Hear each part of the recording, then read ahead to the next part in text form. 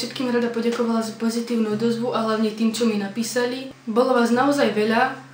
Behom pár dní sa na stránku pridalo okolo 900 ľudí, za čo som vám veľmi vďačná.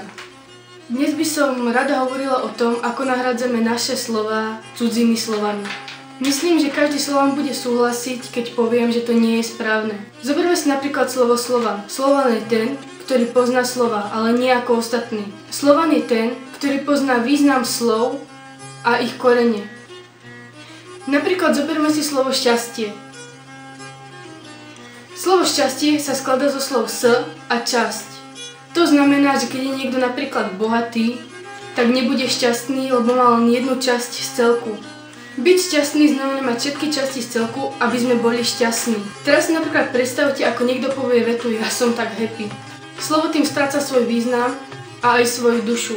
Alebo napríklad edukácia namiesto vzdelania, kognitívne namiesto poznávania, korekcia namiesto opravy, alebo líder namiesto vedúceho. Naše slovanské slová sú unikátne a majú dušu.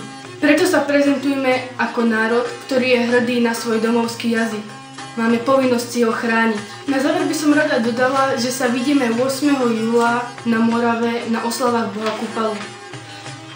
Ešte by som rada doplnila, že by som rada točila o veciach ako sú napríklad významy slov, runy, bukvica, alebo napríklad o kozákoch, o vedách a o takýchto veciach. Napíšte mi, s tým súhlasíte a s tým nie, alebo mi poprípade napíšte nejaké vaše návrhy. Nech vás bohovia sprevádzajú, bratia moji. Dobre.